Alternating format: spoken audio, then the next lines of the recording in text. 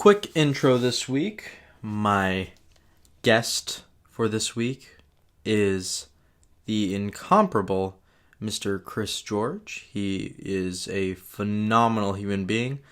He is a actor. He is a comedian of a sort. He doesn't do stand-up like I do. He does sketch. He does improv. And he is hilarious on the show that we are doing together right now, which is a Survivor comedy parody. And it is so much fun. Some of the funnest moments I've had on stage in the last little while, because it's just so different. So if you're able to come out, it's on Mondays at 9 o'clock at Social Capital Theater. And if you want to catch him on the Instagram, he has a hilarious Instagram because the whole thing is just one running joke. And it is at Chris CF George. It'll be in the description. But I had a great time getting to talk to him in a long form and getting to know him better as a person. And we find out that we're basically the same person. So have fun going through that journey along with me. And enjoy the 12th episode of Outside the Party. Thanks for listening. Enjoy. Yeah, so we met each other in an interesting way. We did. Yes. We are both on season 2. Season 2? Season 2. Season 2 of Survivor parody called Outwit, Outplay, Outlaugh. I just learned the right order. I was like, outlaugh, outplay, outplay, outlaugh. Outwit, outplay, outlaugh. Every time it's just like you just get it wrong, no matter what. Yeah, I love the logo of it is the three things that a comedian needs: a microphone, a chair, and a notebook. Yeah, the chair part is funny because it's like that's how you know it's improv. Mm-hmm. The stand-ups are like, why is that? I guess you need a stool sometimes, but yeah. It's let's just talk about that right off the top, and then we'll get into the theme of the podcast. But we can just because it's Monday was phenomenal. Monday was great. We've as of this recording, we've just done our second episode. Yes. Nick and I were on a tribe together, and are still on a tribe together. Yes. We got shuffled at the end of the thing, but we got to keep majority of the red on red, and it's super intense. So to break down the show we just did, we did the way it's structured is there's 2 challenges in the show, and after each challenge there's a tribal council like in Survivor where they vote someone off. And for our team this week, the 2 challenges were, for the first part we had to do 8 minutes plus of sketch, and then the second part was three of our tribe members do characters, 3 minutes each of characters, and we swept the night. Our tribe won both we won challenges. Both. That was awesome, man. And I was really nervous going into this week because the other tribe, so it's all comedians from all around Toronto. Yes. There's sketch, stand up, the whole smorgasbord. You name it, right? And varying levels of experience, credits, etc., whatever you want to call it. I think out of everyone, I'm the least experienced of everyone. So I was coming in just like, I'm scared because I knew how the game would get intense. Yeah. And I think a lot of people were just like, we're just gonna have fun with it. I was like, you guys are interesting. This is gonna get people are gonna cry, I think, by the end of this. Yeah, I think now that we've kind of passed the first couple episodes, I think we've cut the people that weren't as invested, I think. Yeah. and the pressure is a little off too. I know, for me, I would have been pretty devastated getting voted out first. So it's nice to have made it kind of through that hump. Yeah. I'm just gonna grab a pen here. Yeah. In case I want to take notes, because I'm a fancy boy like that. Yeah, I also kind of felt like I was an outsider to this comedy group. Yeah. Going in, because I've never really done stand up before, and so I do more I do mostly straight acting, right? Yeah. I went to school for acting, and and that sort of stuff. So it was but your a scary experience. But your ability to commit is incredible. Because so for the first part, let's go chronologically, and then we'll end off with the story of what you did, which was fucking incredible. Thanks. You wait, listeners. The sketch part which is where we were nervous because from a couple of people on our team, we learned that the other tribe, the other team, they were really sketch heavy. They have they had 3 people that were on like a really big sketch group in Toronto called the Sketchersons, and so like they're really well known. I don't even know that much about sketch, and like I know their name, right? Yeah, so me like, too, right? Even the layman can kind of get it. And I think they do this thing called Sunday Night Live. Yeah. Every week, which is, if you guessed it, Saturday Night Live, except in Toronto on a Sunday. new sketches every night, and that part was a little scary because when our team went first, right? So we had 2 longer sketches that had a lot, like there was a lot of build, like there was a lot of different jokes, but it's a gamble because if they don't bite on the premise at the beginning, 100%, then you have 3 minutes of just we're getting through this. Stay with us, please. Yeah, I promise the next one maybe. I don't know if you didn't like this one, you maybe not like it. But then the other team went up and they did in 9 minutes they probably did 14 different little sketches. It was definitely a lot, like a lot of like little short 8 plus. There were a lot of different blackouts, and it was interesting because they had the sketch that was they kept coming back to that world, right? It was a through line. There were Halloween themed sketches, and they had like a trick or treater situation that they kept coming back to. Like every 3 sketches, they would come back to, and it didn't land on the first one. And then it's like, and then the second one didn't land, and the third one, like, and when you come back to something, it's like, oh gosh, and it didn't. Yeah, work it's tough. The first time. It's interesting. Yeah, so luckily we were able to pull out a win. The audience. That was a thunderous applause. That was pretty good. I think because Jared, the host, asked for the audience to only clap for one side, so it was easier only pick to one, determine because so like Survivor, one tribe wins immunity and the other tribe goes to tribal council. Yeah. until we all merge into one tribe at some point in time. Week 5. Yeah, we're assuming it's going to be halfway through the 8-week process, but you never know. Yeah. Probably end of week 4. Yeah. Something like that. Excuse me. But so they all cheered for red in that one. Yeah, and there was, I think there was 3 people out of an audience of 40 something that cheered for blue. And like, I was not gracious in my win. I'll say that. I remember I was just like, yeah, that's right. Red, what? Red for life. Just like I bleed red. I'm not a thug, but all of a sudden, just in that moment, it's like thug life. Like it got intense. I felt kind of bad right afterwards because I tried being a nice guy, but it's like I'm so competitive, and emotions are so high. It's so stressful. Well, especially because like you're saying, you don't do stand up. I don't do sketch that often. Like I do improv, like more than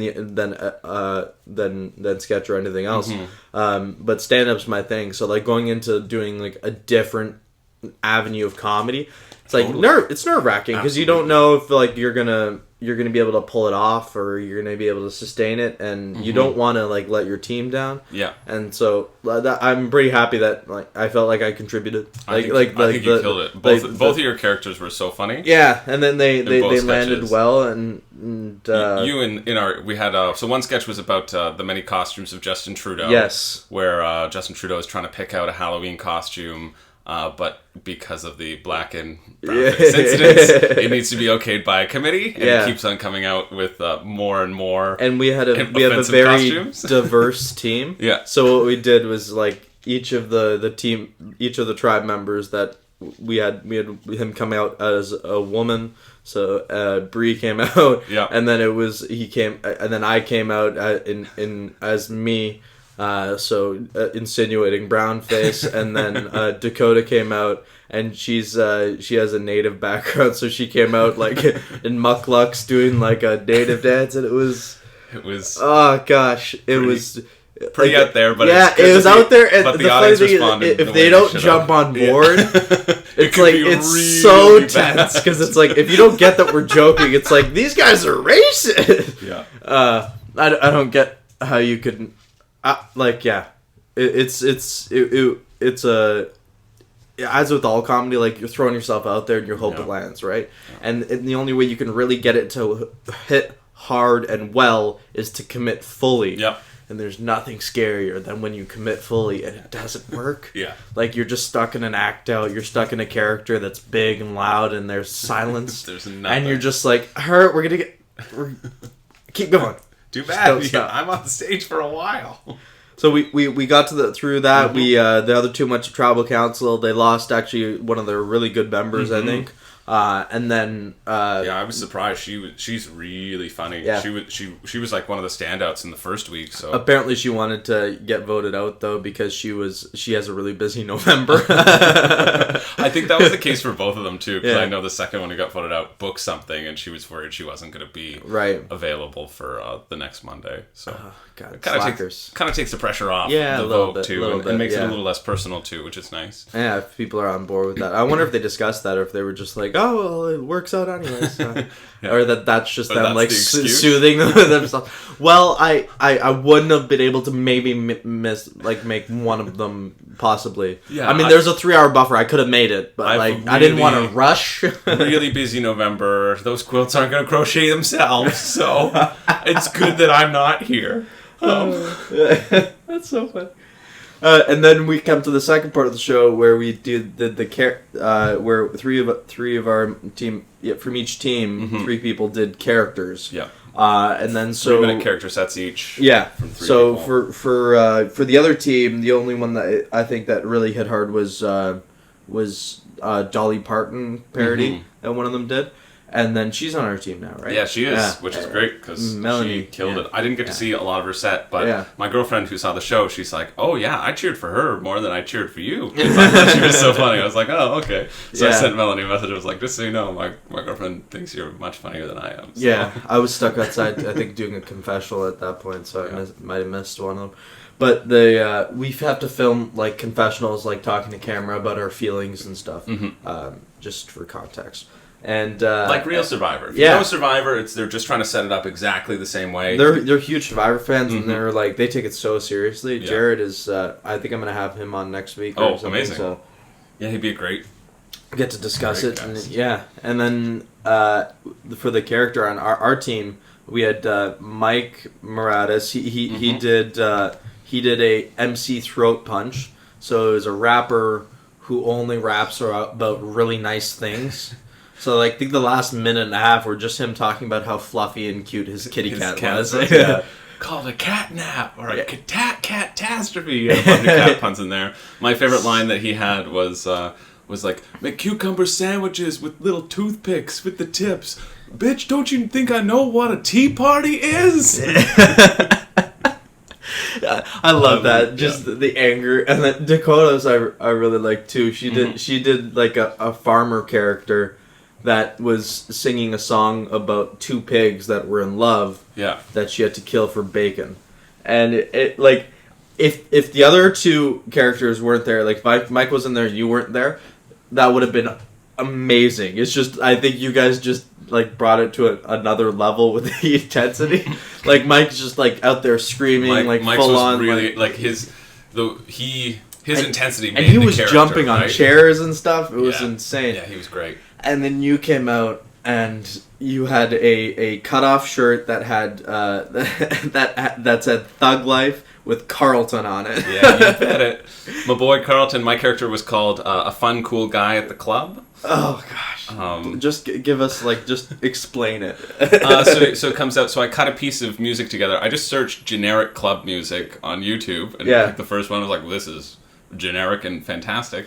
So I cut it together to make sure it was 3 minutes because that's the amount of time that we had. And you had to make sure that the last 20 seconds lined up properly. Yeah, Right? yeah.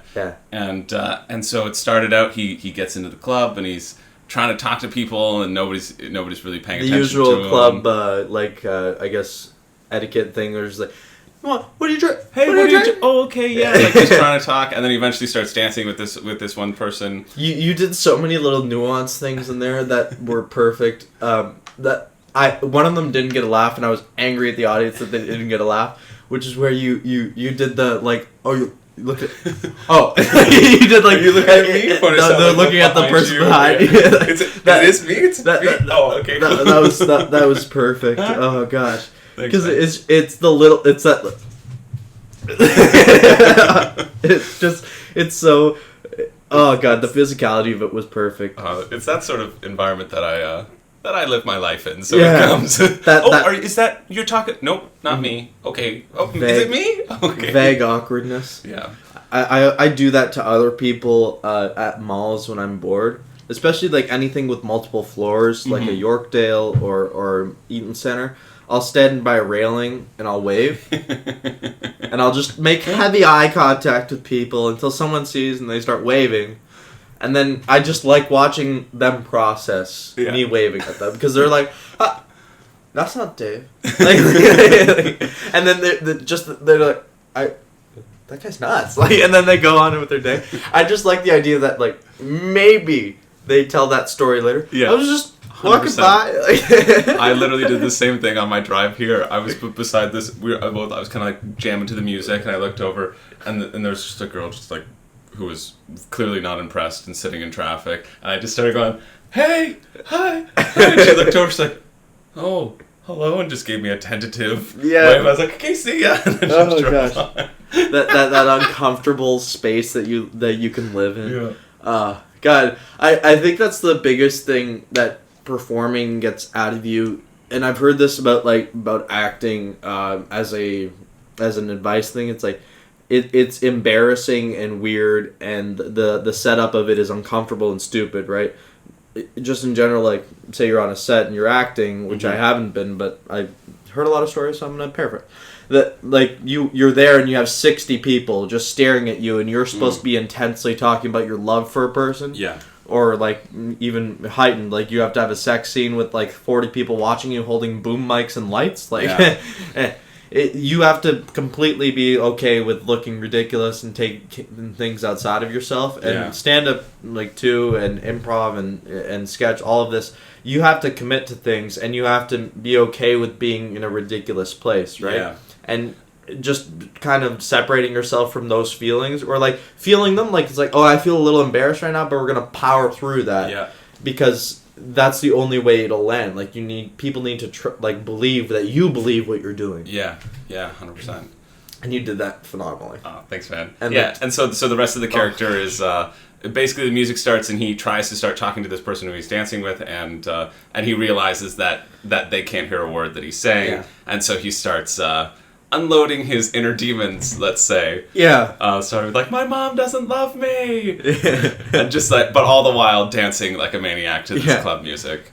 And every time you, I don't know if this was a conscious thing on your part, like you wrote it this way in the physicality, but like every time you ratcheted up in what he was revealing about himself, the dancing got more ridiculous. You had to try to juxtapose. My dad left! My dad left when I was 7! That's why I have intimacy issues. Oh God, you did like the windmill. Oh. You want to do a shot of heroin? I'm addicted. It's the only thing that numbs the pain.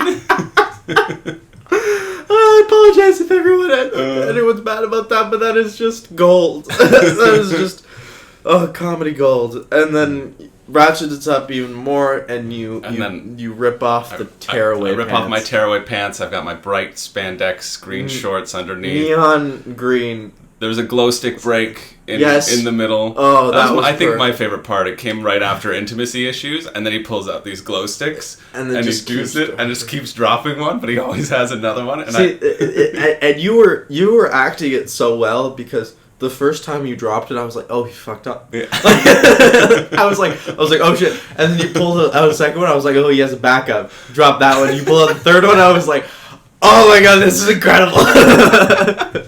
I love when as a comedian, like, or as just a performer, is like when I don't recognize the game and then it just happens to me, I'm like, oh, this is perfect. Yeah, I was between that and I was going to try to do devil sticks with the glow sticks as well, but they weren't long, and I was practicing a little. I was like, they're not long enough to like for the joke to actually play as though he... And me and Cal were talking. He was on our team, and he just moved to the other team. Cal Post, a very funny guy, and we were talking. He's like, you played it so nonchalantly in the preparation of it. Like, even when we were talking about who's doing characters, like, even the messages, like, I look back at you, and they're just like, yeah, I have this guy this character that I do. It's called Cool Fun Guy at the Club. And we're like, oh, okay, right. And you just completely, like, buried the lead that it's, like, it's murderous. Like, this character is incredible. Oh, God. That's actually, I came up with it when I sent the message. I was like, oh, I think this could be funny. Really? Yeah, so this is the first time I've ever done it. That was so polished. I wasn't sure if it was going to hit. Like, I was really nervous that, like, because the club scene, like, you have Night at the Roxbury, you have all these sort of, like, I think there's a bit in How I Met Your Mother too, where they're at a club and and he ends up dancing with his cousin, right? Yeah, and so I feel like I was like, I hope that this club character isn't played out. You had a different avenue on it. Yeah. I think the only thing you might have missed was with the T-shirt. I don't think you ever Carltoned. Oh yeah, right. That would have been like a little, like a nice little punch. Yeah. Just because you were wearing the shirt, right? Or maybe it's even more meta that you wearing the shirt and never mentioned, never touched it. I don't know. You'd have to do a couple times, see which ones hits harder. Yeah, because that was so much fun.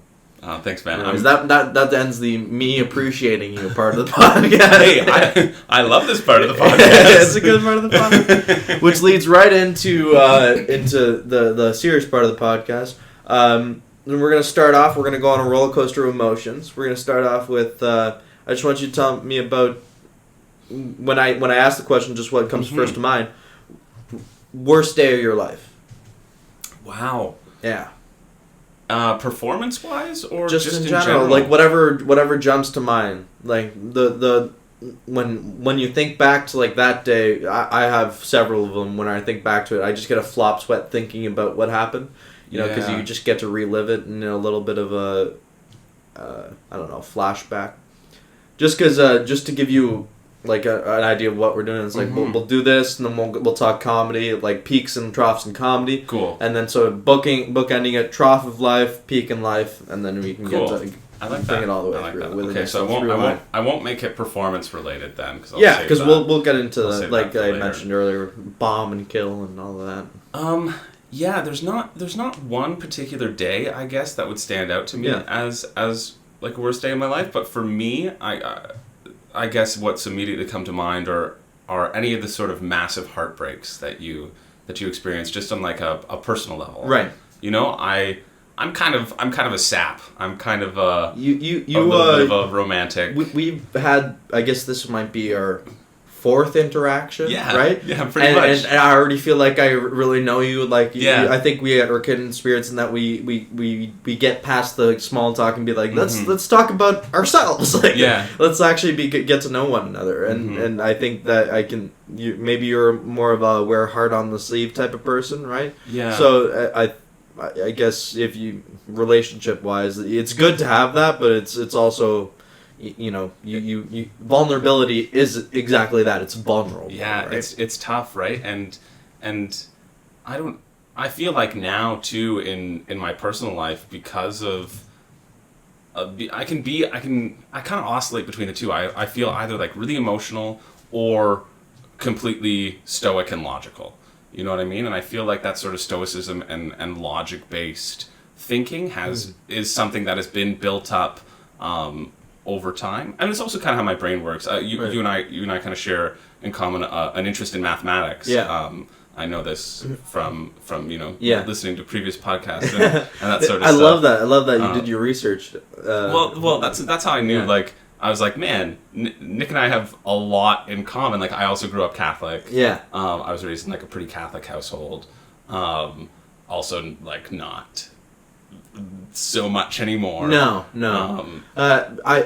I don't know if you had this with your parents, but I realized that my parents, though they raised me Catholic and we went to church a lot and we did all of the stuff, did all of the we're Italian, so like we're a very heightened version of C&E Catholics, because like Christmas, Easter, they come around, we're having huge blowouts like, with food and family and all of that.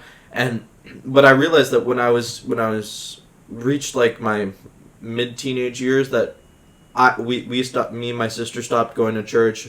My parents slowly stopped after that. They went for like 5 or 6 weeks like after we stopped, and then it's kind of petered out. And I think I realized that they were kind of. I think they did it because they wanted to raise us in a framework that made sense to them. Yeah. Right. So, but they never. When you talk about like Catholic guilt, a lot of people talk about that. I don't think I have that. Oh, I got a lot. I don't think I have it as much, because my parents, like, we would listen to the homily, but then we would go to breakfast afterwards and then just talk about life and things. And I think they kind of were able to facilitate it so that we got the good parts without the bad, right? Like, we got the, like, treat others as you want to be treated, but, like, gay people are great too, right? Like, we got the core message of it landed with us. Yeah. But we didn't get all of the baggage that associated with all of the other rules and stuff. Yeah, or with like the hardcore fanatic. I guess let's call them fanatics, because that sort of behavior is fanatical, to believe that. Well, and you have these people that are. I have them in my life. I'm gonna be vague about it because in case they ever listen. Yeah. that are super into the church and super like go all of the time. Are very involved in all of that, and they have all these things that they preach and they lecture about and all of that, but they don't practice it, right? Like they're hypocriticism embodied, right? Yeah. they say like love everyone, but it's like, but if you don't fall within the things that I'm okay with, then it's like then it's anger and all of that other stuff, right? Yeah. And I really bucked against that. Like it doesn't make sense to me. I say that when I look at other people's lives, it's kind of like a joke that the way I delivered it was like, I'm so selfish. Well, I really don't care what you're doing. like as long as whatever you're doing in your life doesn't affect me, like I could give less shits. So like you want to be gay, you want to live your life in a different way than I do. More power to you. Go for Does it affect my life negatively? No. Couldn't care less. Exactly, and that really should be the sort of mentality. Like there's so much. Well, yeah, I mean, you could talk about the problematic views of fanatical Christians and Catholics for hours and hours. Yeah. But you could be problematic and fanatic about anything, right? That's true. Yeah. And I think that. And it's not just people who... Anything you believe in or anything you kind of link your identity to, that can be problematic, because then any attack on that is an attack on you, right? Yeah. So, like, just... It's a trope and it's a joke, but, like, vegans, like fanatic vegans are just as ridiculous as fanatic Catholics, fanatic... Muslims, fanatic, whatever you want to pick, like it could be just as ridiculous, because you're gonna throw paint on people for buying coats, like or you're gonna protest outside of a. This is the one that really bothered me. There's that. Have you heard about the restaurant Antler? No. So there's a restaurant. It's called Antler, and they do game cooking. So like the chef goes out and or he has people that go out and hunt.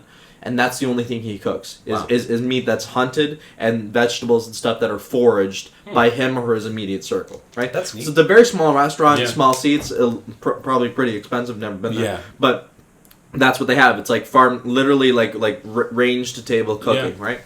And vegans chose to go and protest outside of it. And this is the part that makes no sense. Across the street is a butcher shop, where they have factory farmed like meat that coming in. Yeah. And they didn't chose to go. They chose to go to the small place that has a good message and at their core, they're following what you want. It's like these are natural animals. Right? Like it's a sustainable fashion. We need to kill deer because that's how you control their population, right?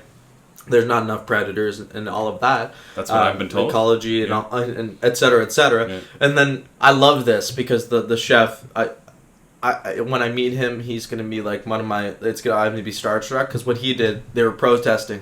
So he hadn't even opened yet. So he took a deer carcass and pulled it right into the front window and started like slaughtering it right there, like cutting it up right there in front of them. Like, and he was peeling back the skin. He was like, "You see, this is a tenderloin," and I love that because it's a fuck you, but all at the same time he's being like hands off. He could have gone out there and yelled at them. He was just like an active protest. That is the biggest like balls out move I've heard of. That's and then like incredible. they got angry, tried to write articles, and the whole city was just like, nah, fuck you guys. This guy's good. His business like went through the roof. Yeah, like Joe Rogan goes there when he comes into town. like that's where he goes for dinner because Wow. he That makes likes sense. hunting. That seems like a very Joe Rogan place. That's how I heard about the story.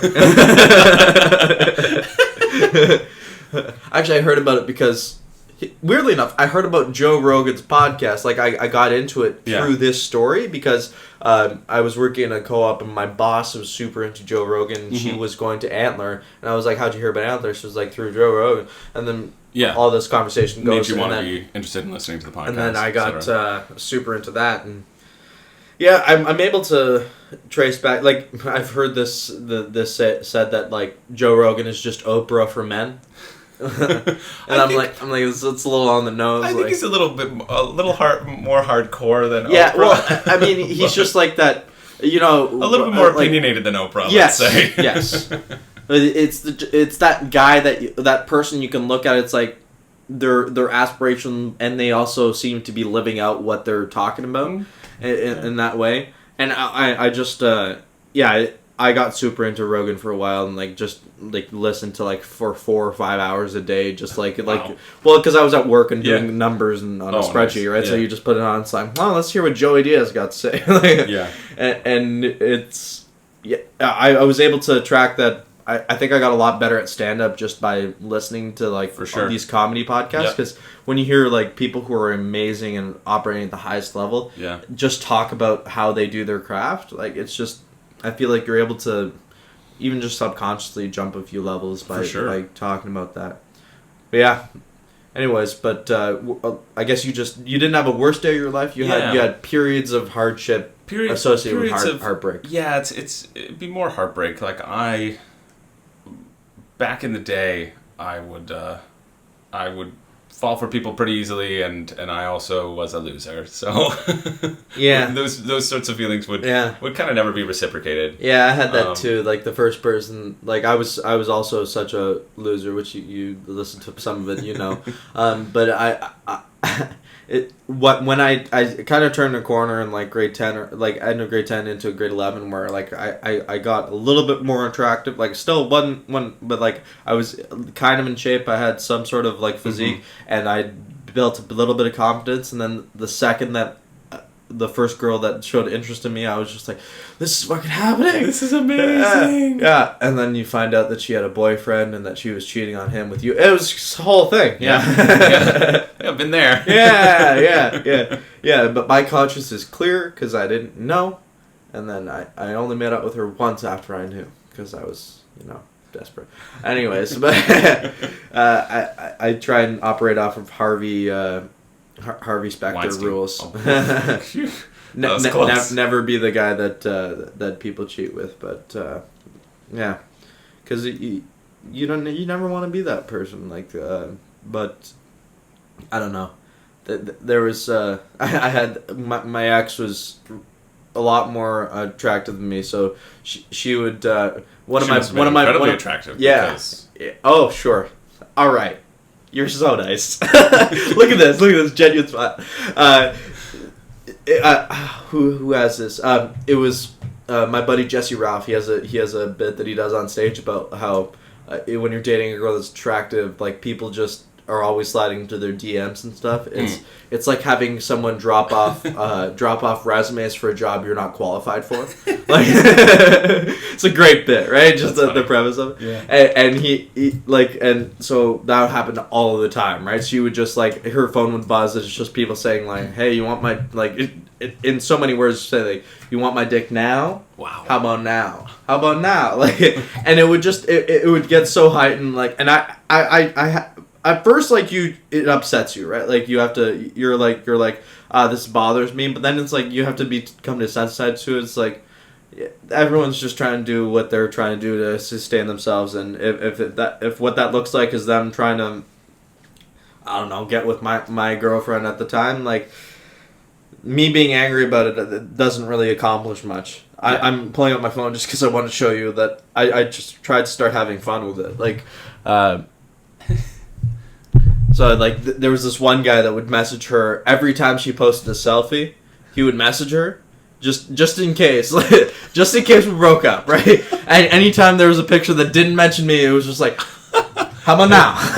Hey, you still with your book? Wow, that's so scuzzy. Yeah. Like, and then sometimes it's like, I had to be hands off and be like, whatever. Like, if anyone's bothering you, let me know, and then I'll talk about it. Yeah. But like, and it happened a couple times that a guy that got hired at her work, and she was working at a restaurant. She was a server. Yeah. Guy that got hired, he was like super over the top and like hitting on her, and then it got to the point that she was like getting uncomfortable, and then like they went out for like a work function at a bar or a club or something, and he was making passes at her and stuff, and then she was like, I'm super uncomfortable, and then I got angry, and then I was like, hey, can you get me this guy's number? And she got it to me, and then I called him. Called him, and then he didn't answer, and it was loud, so he couldn't answer, and then so I just texted him. I'm like, hey, if you don't stop what you're doing right now and making her uncomfortable, the next conversation we have is going to be a lot less polite. Yeah. Have a good day. Like I just kept it super short and concise, and then he quit the next day. Wow, good.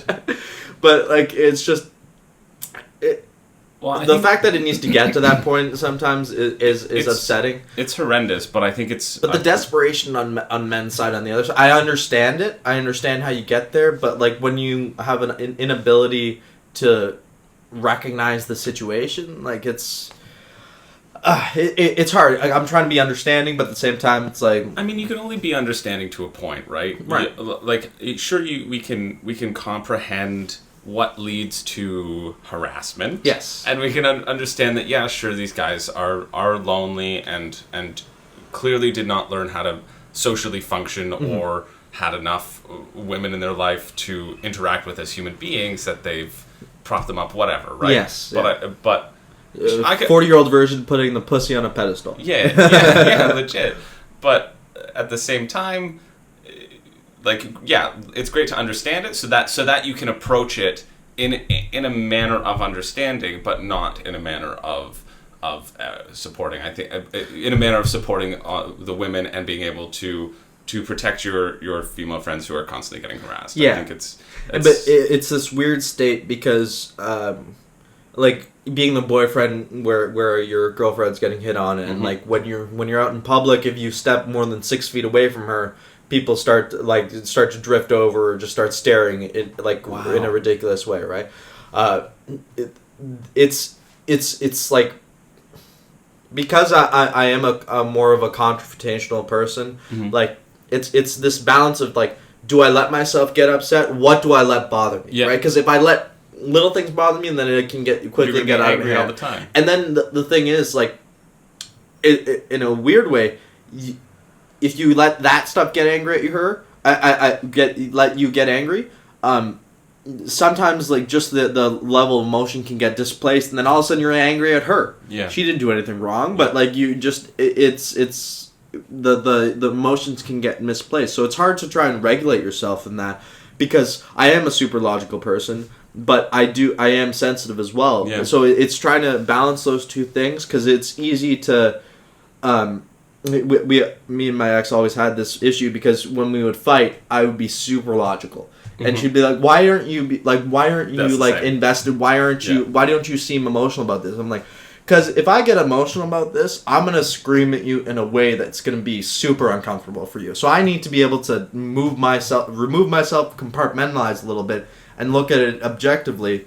And then sometimes it gets to the point that you do have to let the beast out of the cage and stuff, and it's like, then you're yelling, and then it's no communication, real communication happens, and then you have to talk to her afterwards, like, I'm sorry, I scared you, like, because it's like with my face, if I look angry, like it just, even though like we were together for 4 years, it was like still like, I don't know, it's something you don't recognize because I'm generally a pretty happy and jolly guy. Yeah. And it just when you see the there's always that other side to a person, right? 100%. Like, and even when you have to bring that out, it's like it's uncomfortable, but it's also kind of freeing when you get to get angry like that. Yeah, I can see that. I sometimes I look forward to those moments where to get angry, where it's where you're getting angry, but you know it's justified, so you don't feel bad about it. Like, it doesn't really happen in relationships for me, but it's more like in interactions with people. Like, stay with the girlfriend thing. Like, probably 3 years back now, we went to we were at McMaster. This is where we went to school, and we were in Hamilton in the club district. We went for a Halloween thing, and a guy in his 40s just went up and grabbed my girlfriend's ass, grabbed a good handful, and then I was angry, but at the same handful's okay. Yeah, but I'm just trying to emphasize how creepy it was. Yeah. And then she thought it was me that was doing it, so she didn't even react, and then I was like 4 feet behind her, and I saw this, and then this guy's dressed up as a cowboy in his 40s, grabbing a 20-year-old. And I got so angry, but I still remember I was a little bit happy in that moment that I was like, I get to be this angry right now, right? Yeah. And so I pushed the guy, and then his friends were holding him back. I'm like, if you get anywhere, and then I got to be the angry guy at the club. It's like, if you get anywhere near tonight, the number of that was always so stressful going out to clubs or bars and stuff with my ex, because she was just, people would just go up to her, right? And then it's just it's hard to be like, and I would have this conversation. At one point I called my dad and I was like, Dad, how do you deal with this? And he's like, you have to. He worded it as you have to protect her, but you can't let it get to you, right? Because then you're getting arrested, right? Then you're the one in the back of a squad car. So you have to play a zone defense, but you can't get a penalty for it. And so it's this weird thing that no one really talks about that. The rough parts in having a hot girlfriend. No one's talking about this is the thing that people need to know. Yeah. Write a blog post, attach it to this episode. Yeah. It's just, I don't know. And there's all these other little things that kind of come together in this experience that you have, but there's these things that you can't really tell your friends about or complain about, because most of my friends don't do very well with women. So it's me basically complaining from a gold throne. My girlfriend's so hot. Yeah, my girlfriend's so hot. You guys don't even know. Yeah. You don't even know how it feels. And the only way you can actually communicate it to them is in that voice. You have to make it a joke that's I'm complaining about this, but at the core of it, it's this actually bothers me. I kind of just want to talk to someone. Is anyone interested? Yeah, and then when you happen to get to have FaceTime with a boyfriend, and another boyfriend that understands it, you're just oh, dude. Right? You get to commiserate. It happens a few times. You're standing outside of Victoria's Secret, just holding the bag, and you're leaning against, you too, eh? Yeah, you too. All right. Well, let's roll right into that laugh. Tell me about the worst time you've had on stage. Worst bomb. Yeah, I was trying to think about this. In sketch, improv, acting. I think it actually goes back to high school, because this was my So there was I was in grade 9. There was an improv club at school. You get together, you learn how to do improv. I was like, great, I love drama. This will be so much fun for me. Short form? Yeah, just short form. But really, like, it was just like games. Freeze, etc. Yeah. And then, I think people. I don't even know if they went to Sears Festival. Where did you grow up? Toronto? North City, Richmond Hill. Okay, yeah. So like Sears Festival was kind of a thing then. Yeah. I don't think it's called Sears anymore anyway. Yeah. But so there's this improv. I'm sure Sears closed. Yeah. It went bankrupt. Yeah, they may not be the best sponsor as of right now. Yeah. This is brought to you by clearance sales for equipment at Sears. 75% off. Go now. Yeah. The shelves. We're selling the shelves. Yeah. So there was. It was in grade 9, and I was really excited. And I was still like shy. This is all my siblings had left home, so it was just like me and my parents. I was like still pretty shy. I was the type of guy who would play darts and watch 22 Minutes with my parents on every Friday night. Ooh, so that sounds like a dope Friday night. Yeah, it was great. We had pizza. It was wicked. Oh, did you picnic the pizza? We did this in my family. On Fridays, we'd go to Blockbuster or Rogers Video and get a movie. Nice. They were like one plaza apart. It would just depend on where we wanted to go, what type of vibe we wanted to pick up our movies at, right? 100%. And we'd get that. We had a jumbo video. Ooh, that we went to. That sounds even more sketchy. No, they had a popcorn machine. Really? So every time you went, you could get your little bag of popcorn and browse whatever movies you wanted. That sounds phenomenal. Yeah. Man. I always remembered like being angry when you got to the cash because they'd have all the candy that your parents would never let you buy because they mark it up, right? So like they would be like, we have candy at home, and then you were like, but I want those sour Skittles, and then we would get our movie, and then we'd get our pizza, and then we'd go home. And coming from like a raised super Italian, we always sat at the dinner table and ate dinner together. Yep. And my family most of the time with the TV off, right? Yep. But then Friday night would come and we'd get to have picnics. So we'd have the coffee table in front of the TV. Oh, cool. And got to eat around the coffee table, sitting on the couch or on the floor and watch a movie. And that was like fun. It was a nice little treat. Yeah, anyways, that's really fun. You were having pizza on a Friday. Yep. Played darts. Playing darts. Yeah, no, that's great. Actually, really fun to do. It was for us. It was always Costco, 4 cheese Kirkland pizza. Ooh. And then we wouldn't eat it around the darts. No way. Oh, you don't want the grease on that. It's easy to hit a foot. But yeah, anyway, that's a snapshot of the person that Chris George was in grade 9. But yeah, so I went to this improv thing, and the first game, it was just there was something going wrong. It's still like a really vivid memory, which is how I know it was kind of traumatic. Like they always are. Yeah, you can feel the flop sweat down the center of your back. Yeah, and I remember like, okay, yeah, like I'm gonna try improv. I've never done this before. You just gotta go for it. You just gotta put yourself out there and be something zany.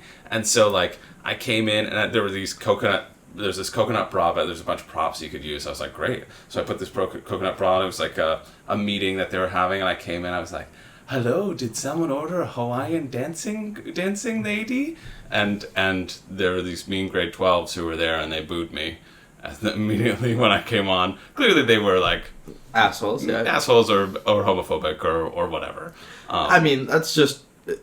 It's ridiculous because like improv, were they also improvisers? I think they were like in the club, but like oh god, they're going at improv itself. Even if it's bad, it should always be yes and right. Mm-hmm. It should always be like even if it's going terribly, like lean into it even harder and contribute to it, right? Like if it's going bad, like add something that elevates it or like I don't know. So just jerks. Yeah, but I mean like. It's high school, whatever. But I remember just like getting flushed, leaving the stage immediately, and then coming on later. Your face gets hot. Oh yeah. Your extremities get cold, and your torso gets cold. But you have this sweat pouring down the center of your back, right? and then for me, it's like I also get a little bit of under boob sweat right here, and it's just, oh god, that feeling It's so scary, but it does make you feel alive. Like that floaty feeling of like, this is going terribly. Yeah. And then I just remember I remember being really devastated by it. I remember like crying on the walk home. I cried a lot as a kid. Whenever I'd get angry, I would cry. Yeah. Kindred Sphere. I just talked about it a couple episodes back, but yeah, I can never let myself get angry in school and stuff because I would start crying. Yeah. And I remember being in the principal's office once because well, let's tell the story. I was in grade 9, and I had every single class that year with this one guy, right? Yeah. And we started off the year as friends, but I slowly realized that he was a terrible person over the months, right? So by the end of the year, I hated his guts. And we were sitting next to each other in this in religion class, and he just said something that really bothered me. It was about someone else or something. He was making fun of someone, and it got me angry. And so I picked him up and tossed him across the room over a desk. He tumbled, and then this is the best part. Say this is you're him. Yep. This is me. Yeah. The teacher's right there as it happened. So I just chucked him, and she was just like, "Just get outside."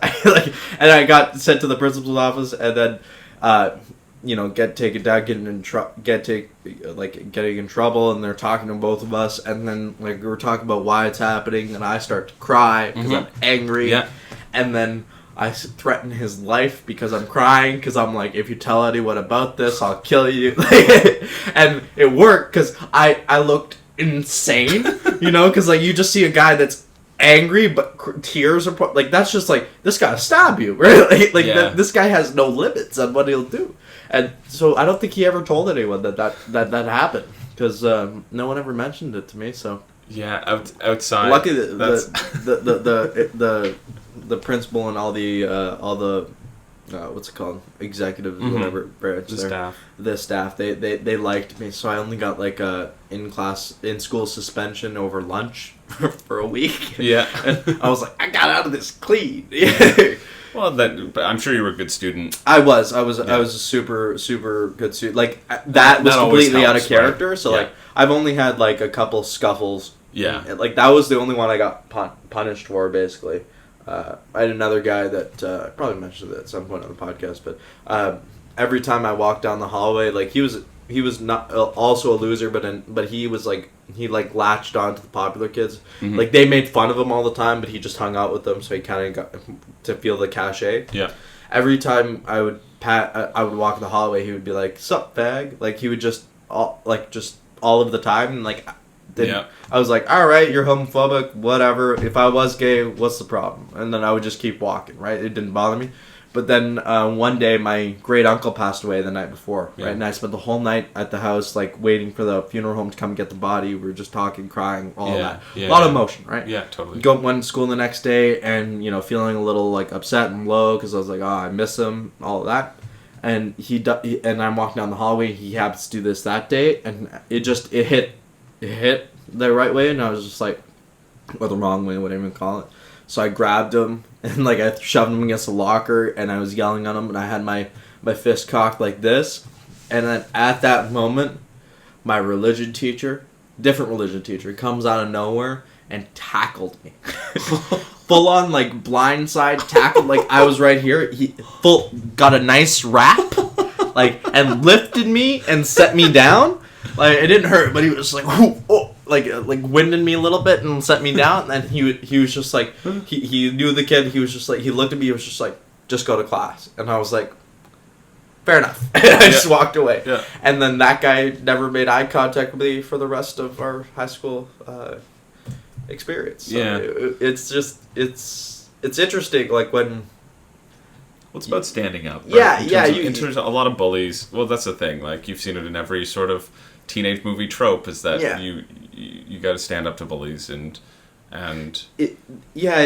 perhaps punching them in the face isn't necessarily the way to do it for all of our young listeners. And I have a huge teenage following. There's different for this ways to podcast. do it. Sometimes physicality needs to happen. No. At some point it's required. Other times you can stand up for yourself in just on principle and say something in the right way that it makes them feel like an idiot. I had that with that same guy that I chucked across the room. Yeah. the following year we were in a gym class together, or fitness, whatever it was called that year. We were doing push-ups, trying to see what our personal maxes were, and then this guy came up and he was just like, "Hey, how many did you do?" Like trying to like say like he did more, and I was just like, the thing was, I knew I had done more. I knew it because I was strong in that way, and so I had that confidence, and so I looked at him. I was just like, and like I said it loudly in front of everyone in the class. I was like, why don't you just focus on what you're doing for yourself and work on your personal best? I don't think it matters how much I'm doing in terms of you. Like, do you need this for your self-esteem? I just undressed him. Yeah. And like logically and intellectually, undressed him in front of everyone there. And then at the end of it, my teacher, like, because I'd interrupted the class, my teacher was just like, yeah. And then just went back into the next thing, and here we go. Yeah, and it was validating, right? Because like I was able to have that position without having to be, I don't know, more antagonistic than required. So yeah, I mean, for me, like I often would. I remember this guy was on the bus and he kept on slapping me in the face, and I was like, please don't do that. Please don't. You could stop that now. And he's like, and then I remember punching. I tried to punch him in the face, but I didn't judge the distance correctly, so I ended up, like, the fist stopped right in front of his face when I was really going for it, but so I stopped and I was like, you better stop, and I feel like the tears welling up in my eyes and that sort of stuff, and then he slapped me again, and I just, like, jumped on him, or he went to slap me, and I ended up grabbing his arm and, like, twisting it behind his back and, like, putting him into a hold and being like, you stop it! But like all my power was negated by me, like tears to you stop that right now. Yeah, I mean you probably had his wrist at a good spot. Though. Yeah, and like he never. Do you have that fear? I have this. I have a recurring nightmare, and like it happens like all the time, and it's such a weird dream. Is that I dream that like I'm trying to punch someone, but it doesn't, like it's ineffectual. Like I'll try and punch someone, it won't make it there, or I'll punch them and like my arms go like it turned into jelly just as I hit them, so that the hit like because I've never been in a true like fight where I've had to like actually punch and actively like I've tackled someone and had to like hold them, like that's about it. Yeah. Like I've never had to actually connect, neither. and so I think when you don't have that experience, or I guess maybe in my psyche I don't have that confidence that I'll be able to live up to that. Yeah. It's like that's so scary that like you'll be in that situation and then everything you do is ineffectual. And I don't know what the psychological link is there, but it's just... And that's a recurring dream? Yeah, it'll happen like maybe a couple times a month. I'll wake up in a cold sweat, like... Interesting. and I don't know, it's that feeling of powerlessness, I think what it is. Because I'm a control guy, I like to be in control. 100% me too. And I think we have a lot of like parallels in what we...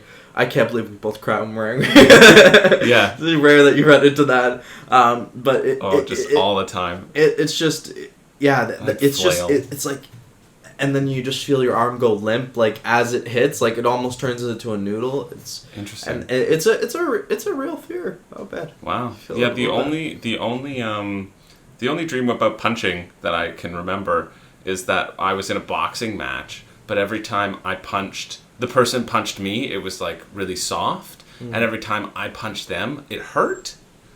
It hurt your hand? No, it hurt like my head too. Oh.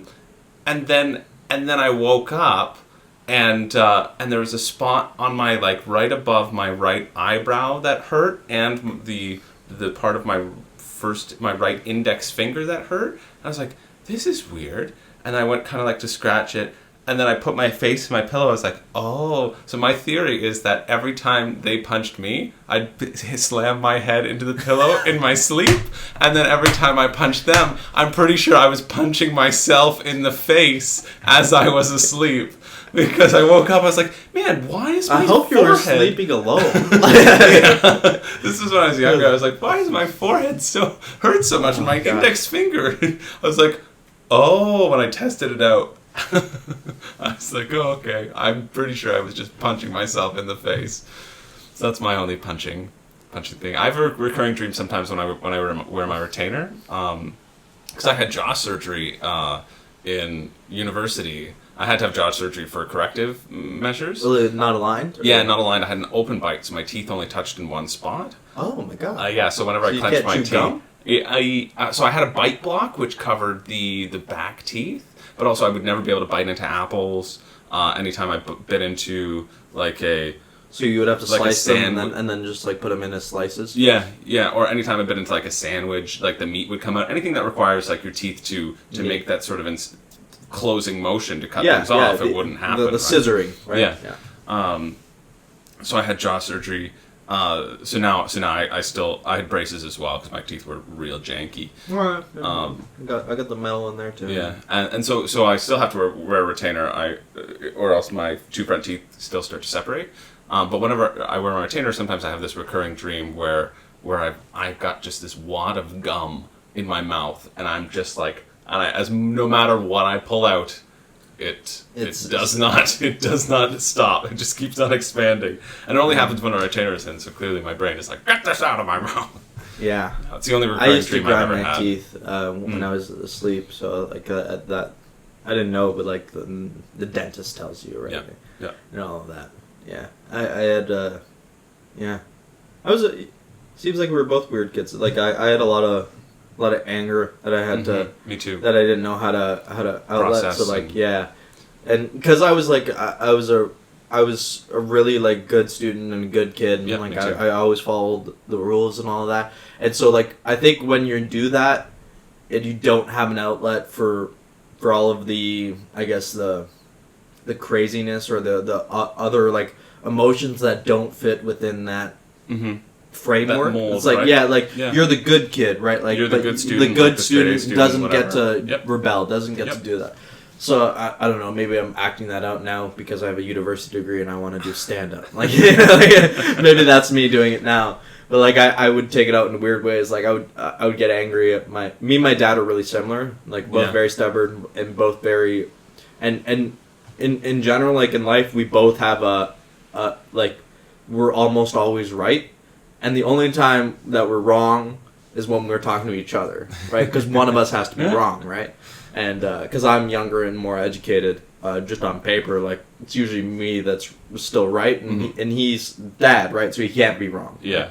So we would always buck, and because we're so similar and we have the same kind of personality, like we that friction was just so high, and so, but he was a really good dad, so I didn't really have much to be angry about all the time. So I would just punch drywall, like, and, like just punch walls, and I don't know how I did this, but I probably mentioned this already if you listened, but I would always find a stud. Yeah. So I wouldn't make it through. There would just be I have pretty like big knuckles. There would just be knuckle depressions in the drywall. So you would just be like, that's your superpower. Nice little divots. Like, yeah. I don't know. I could just be great at construction. It's right there. It's right there. Just make me angry. Tell me you're disappointed in me. Tell me you're disappointed in me. It's right there. That's where you need to put the sconce. Ooh, a nice sconce reference. Rare. That's generous. Rare that you get a sconce reference on a podcast. Yeah, for me, like I remember the moment where I stopped being angry. I had no reason to be angry. Like my parents are great. They're all both so kind and loving.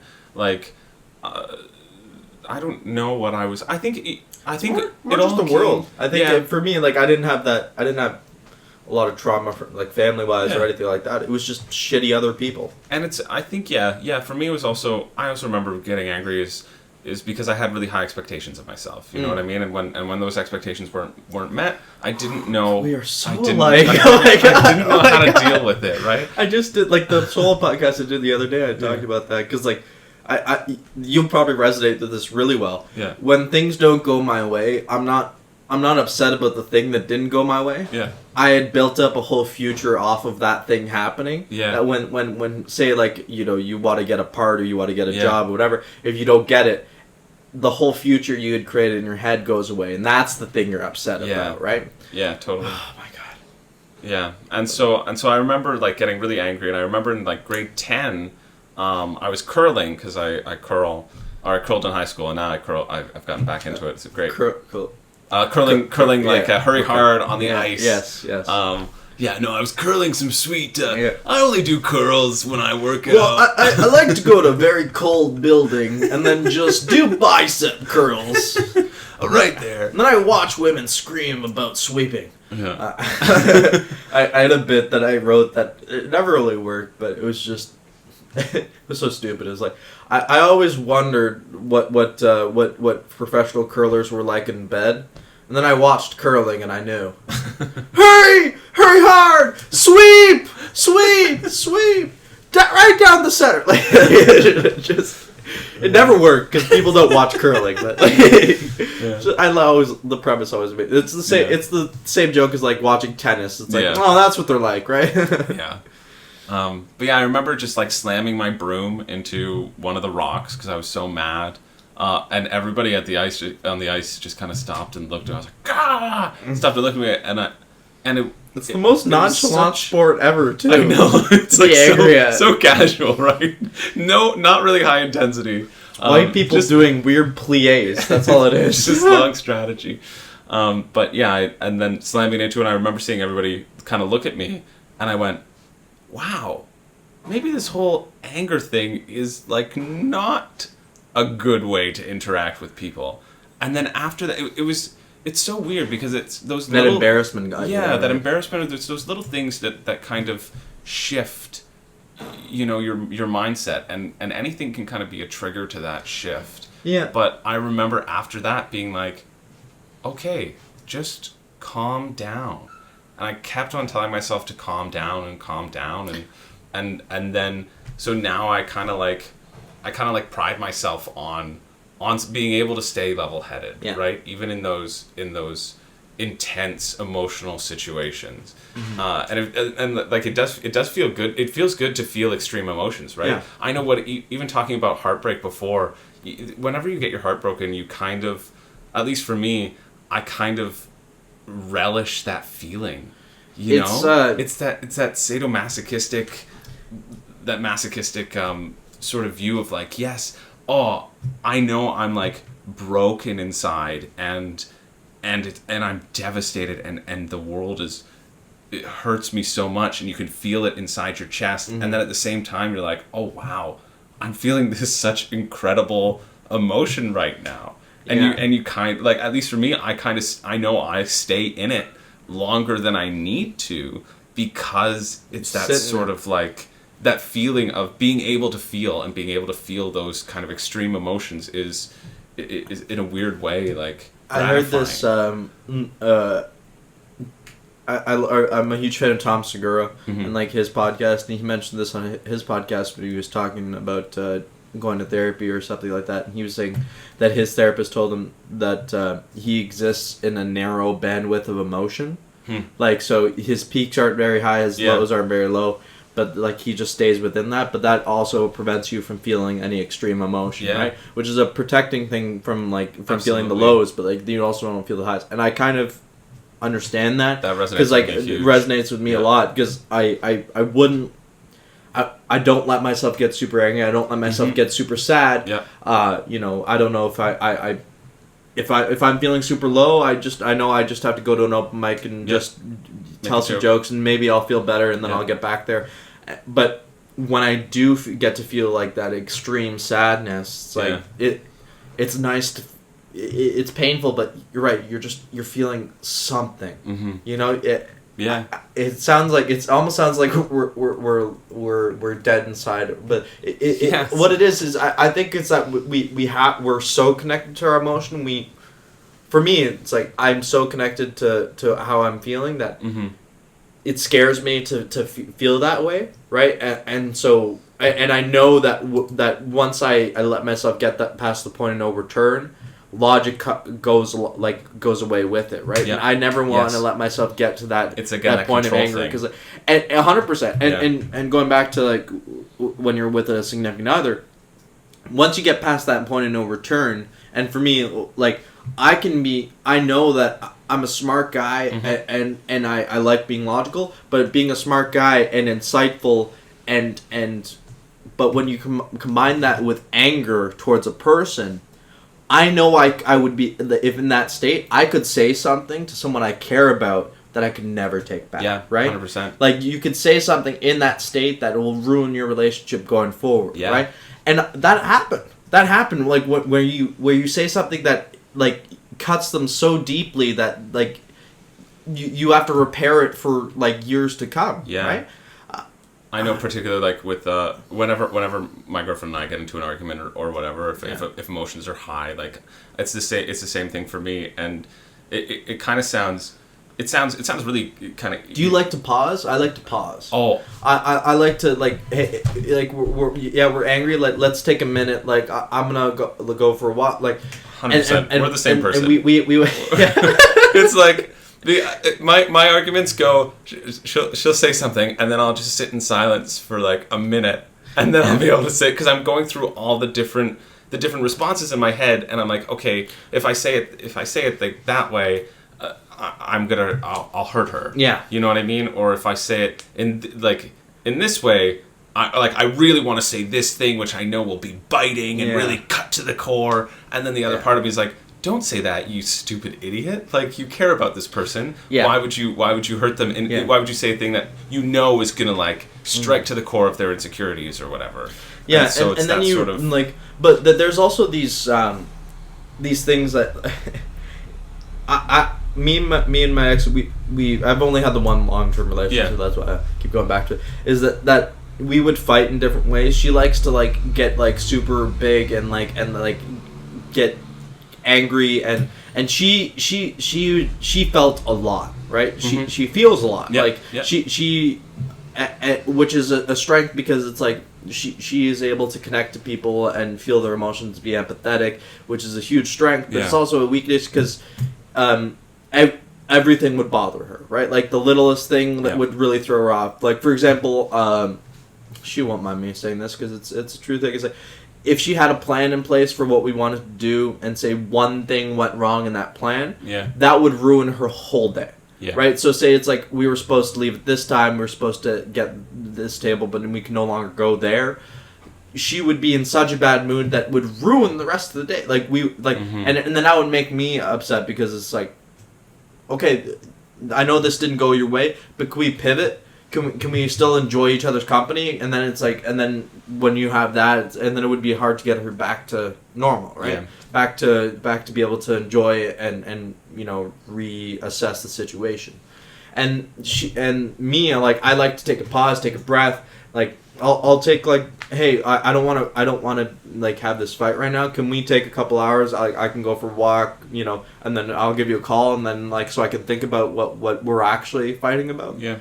And that was something that became tense with us, because I kind of started to feel like that responsibility because I'm so logical, and, like, I would always have to, like, try and figure out what we're fighting about. Yeah. Right? Because, like, guys in general, like, we're usually clueless about, like, where's this actually coming from, right? Yeah. And then you're trying to source it back and trying to put together the pieces, but, like, they're saying this thing, but what are they actually upset about? And that responsibility can kind of get tiring, right? To be always be operating at that level. Yeah. And so it's hard to try and find the compatibility in, like, the way you interact with people. Yeah. Yeah. Anywho, what's the best time you've had on stage and performing? Well, Monday night. No. Yeah. Hey, you know what? That's never a bad thing, because if your last show is your best show, that means you're growing, right? Yeah. That's all it means. I mean, Monday night was great. I mean, that's sort of because it's such an intense and stressful competition. Like, to be able to have my performance, like, and we're all incredible performers, right? So everybody, you shone, like, 100%. You had the moment of the night. So, like, the fact that you had that among like, you know, these incredible talent, incredibly legends among people. Titans, right? Yeah. Like, or Titans among legends, something like that. Yeah. One of them. Yeah. Attack on Titan. Yeah. Class of the Titans. Yeah. You remember that show? It's the cartoon version of Zeus and his kids. No, that sounds incredible though. It was like a cartoon where, like, all these kids played, like, demigods. They were all like half children of like the different gods. So, like, Achilles had his kid, like, Zeus had his son, etc., etc. Yeah. It's a great show. Well written. Anyway, so that was a high. I wondered, because I I was thinking about this too, and my really close friend Ryan, who I went to university with, he had this expression that he told me in university, and it really stuck with me, of saying, like, treat every show like it's the pinnacle of your career. And that kind of mantra has always stayed with me in terms of believing whatever show you're in is like might be the best thing you ever do. Yeah. Right? And this might be like the peak. And if it is the peak, like, to give your all and to give your whole being and satisfaction to it. Hold nothing back. Yeah, and that's like kind of a tangent. That's not to say like every performance I've been in has been great, and every experience has been great. That's just kind of the mindset that I... But it sounds like what you're saying is you're going into everyone optimistic, right? Like, you're not I've had this doing stand-up where I look at the audience and I'm like, this can be bad. Like, and usually I'm right when I do that, because like you see how everyone else is doing on the show. It's like, other people's material. It's like, that usually hits hard and it's not landing at all. It's like, you're gonna go up. It's like, okay, we're gonna do our best here. Yeah. Right. That's all we can. All we can promise. It's not gonna be good. We're gonna do our best. Yeah. It's not to say that the when I was touring a kid show and we were doing a 1 hour show to promote this show that I was on, the Mobleys. Is that a Wiggles-esque thing? It's a Wiggles-esque thing. Yeah, I did 2 seasons of it on CBC Kids. Oh my god! Where I played a giant green grasshopper. God, I need to get to know you more. You probably have so many. You have so many stories. I played a giant green grasshopper named Gisbert Grasshopper. He was like the science guy. How hot was that suit? It was man. I'm picturing a very large grasshopper costume. It was pretty good. Here, I'll see if I can. I'll get a picture up for you as I'm describing it. It wasn't too bad. It wasn't too bad because you could still see my face. I had a. Did you have to green face paint? No, I just had green glasses and like a red wig and a green suit. So since he was like the science guy, it was all about getting kids up and active. The Mobleys like mobile was their thing. So he had this like green suit. Because he was the science guy, so he was always kind of prim and proper, and it's kind of blurry, but you can see the. I completely understand. Yeah. So that's cool. It's a little Teletubbies-esque. Yeah, with the antenna. With the antenna, just because he's a bug. Yeah. The costume on a tangent. The costume for the first season was so bad because the antenna didn't fit properly. Also, my pants were both too tight and too loose for a movement show, which is terrible when we're dancing 3 dances every episode. But the antennas were so bad, I started getting welts on the side of my head. Oh my god! And they started to bleed. But this is my first. But really, this is the best job I've ever had. Right. The most. You don't want to complain. You know what I mean? It's a series lead on a network kid show. Right. Right. I was working steadily for a couple months. Yeah. In film, which is such a gift. Some nice paychecks too. It's such a gift as a younger actor. And so I'm not going to complain. Right. Right. Again, it's this is. Do you want the stunt guy to do it? No, I'll do it. I'm just happy to be here. Right? I'll work for hot dogs. Yeah. And so anyway, I remember. Can I bring my Tupperware to craft services? I remember it got so painful that I was popping Tylenol, 2 Tylenol every few hours, 3 Tylenol, whatever.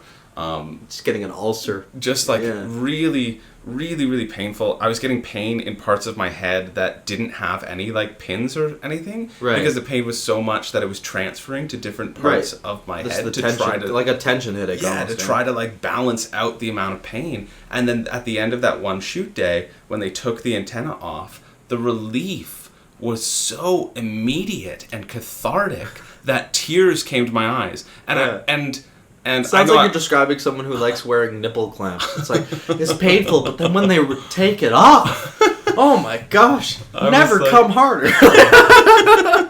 And let me tell you, on this kid show, I came I forgot we were talking about kid show. I came to work every day, is what I'm saying. I brought up nipple clips in the middle of a story about a kid show. All right. Ooh, good podcast host, Nick. It's all right. It's canceled now. Oh, okay. We're not doing it anymore. That's funny.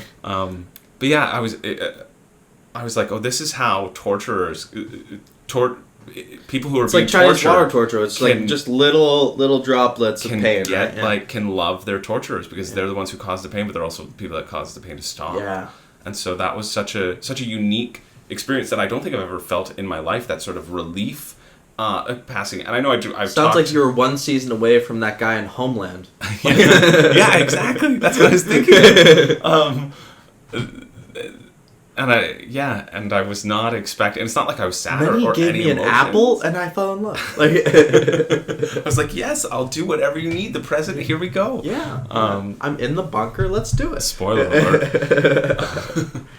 For those of you just beginning Homeland, don't worry about it. Yeah, season 4 is a little slow. I'll say that. I think season 6 now? I can't. Yeah. I want to get back into it because one Yeah, of those shows I where stopped around season 4. One of those shows where you have to like get through the first 3 episodes of the season. Yeah, before it starts. Because you need to understand the narrative. You need to be invested in order for the intensity to convey. Yeah. Yeah. It's like when you tell people to watch The Office. It's like just get through the first season. Just get through it. Then and then when you go back and rewatch the first season, you'll love it. I love The Office so much. Oh my god, yeah. But I remember like when you first start the first season, you're just like, I don't know about this because it's so character driven. You need to understand the characters to understand the insanity of the situations, right? So if you don't understand that who Phyllis is, when Phyllis comes in and says something, the joke doesn't hit hard unless you know Phyllis, right? Yeah, I get that. I guess I started watching the first episode of The Office. I started was in season 3, episode 3, The Coup, or episode 4. It's one of them. When Dwight does the coup. It's still one of my all-time favorite episodes. Maybe for a nostalgia factor. The first episode I watched was the Christmas episode with the naughty Santa, whatever the steal gift thing. Yeah. With the iPod. Yankee Swap. Yankee Swap. Thank you. That's what. Oh god. That's the first one I watched, and that's a strong episode. Yeah. I still think like my favorite moments in that show. Then we'll get back to your killing story. Is still like just the random cold opens that they did, like with Dwight and Jim. Like when Asian Jim. Oh yeah, it's perfect. Asian Jim's great. Actually, I take that back. My favorite moment in the show is I think it's season 8 or 7 where they're just breaking down. It's the HR episode where they're breaking down all of the pranks that Jim pulled on Dwight. Oh. And then, like, just when he's describing them, it's like, he made me hit myself in the head with the phone. It's like, that one was tough. Yeah, it's with like, the nickels? I just had to put more and more nickels every day, and then one day I just took them all out. Anyways, you're touring a kids show, and you're talking about your best show. Yeah, well, that definitely wasn't my best show. Yeah. Our audience was one tiny child with a balloon. Ooh. So I can't say that. So I can't say that all of my shows were like my best shows. There are a couple that come to mind. A couple of just like really satisfying performances. One was in university for our movement class. So we did a contact movement, which is if you've seen the City Company or probably not, but I'm trying to Parabolas. I want to say their name is. They're incredible. It's just all like creating. It's very similar. It's dance without the dance, right? It's expression. Through movement and like a lot of contact and a lot of like lifts and learning how to exist in using another person's body weight and like exist as one, but you're 2 or 3. Right. So myself, my friend telling Ryan, a story just through movement. Just through movement is the key, and set to music. Yeah. Or whatever sort of. I feel like you should be wearing a turtleneck and a monocle while you just go. It's just you want to communicate with your body. There's something to be said in terms of the. I mean, one of the tenets of like musical theater, not to go on a tangent, is that like the reason people are supposed to sing in musical theater is because they have so much emotion that they can't speak it anymore. Right. And then when that emotion gets so big, you like dance. And I feel like there's something interesting in terms of the art of being able to express something through your body that you can't through your words, right? I think that's why we all find dance so compelling. I mean, that's basically, at its core, that's what sexuality is, right? Yeah, It's physical intimacy. It's your. That's legit. I never thought of that. It's a feedback loop, right? Yeah. So like you could feel things, you can say things with your eyes, your touch, your whatever that you can't say through words, right? And I guess in the musical theater sense, like. This is my math brain working. Yeah, like no, if you're looking at a graph of emotion, right? Like you start at talking, right? Dialogue, then you move into singing, and then you move into dance and movement, and then and then you're able to ride those waves and communicate different messages throughout it, right? That being said, fuck cats. Worst 2.5 hours I've ever spent in my life was seeing cats. I've never seen it. I don't intend to. Oh gosh, I you know what? I saw it when I was probably 9 or 10, so I don't think all the metaphors went over my head. It was just like creepy people being cats, right? Because they come through the audience, they touch you, they're like cherical cat. It's a lot. The only thing I know about cats are any parodies of it, like on Kimmy Schmidt. If you've seen Kimmy Schmidt. I think I saw like half of the first season, so I'm probably missed that joke. It's like later on in the fourth season, Titus gets involved in a production of Cats, and the way he does is he just puts on a cat costume and goes up on stage with the other cats through the audience, and they're just like, that's literally how everyone got into this show. This show is just us making things up because one cat will drop off. There's no script. Anyway, so I was doing this contact movement piece, which is different than dance with my friend Ryan and David. It was 3 guys and was set to the talk about being embarrassed, being okay with being embarrassing. Doing a movement piece with 2 other men as a straight man, like that's a level of like we're all gonna be okay with this, right? Like that's just try to connect back to earlier. 100%. Like you need to be able to let go of your own ego to be able to do that.